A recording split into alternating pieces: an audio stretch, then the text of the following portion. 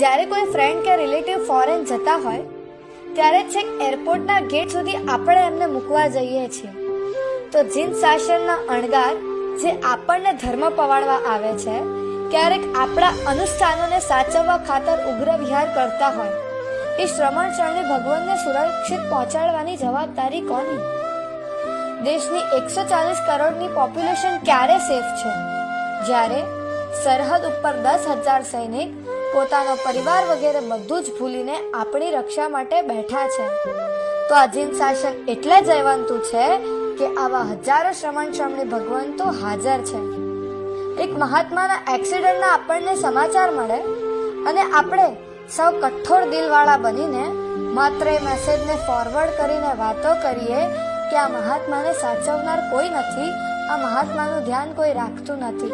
આજે મારે તમને પૂછવું છે, સાચા અર્થમાં મહાત્માની ચિંતા કેટલાને?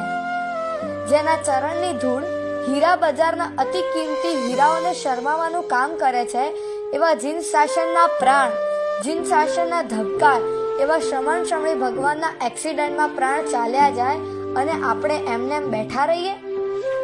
સમજવું કે આપણે જીન શાસનમાં રહેવા માટે કોઈ લાયકાત નથી, આ જીન શાસનમાં રહેવા માટેનું આપણું કોઈ સ્થાન જ નથી.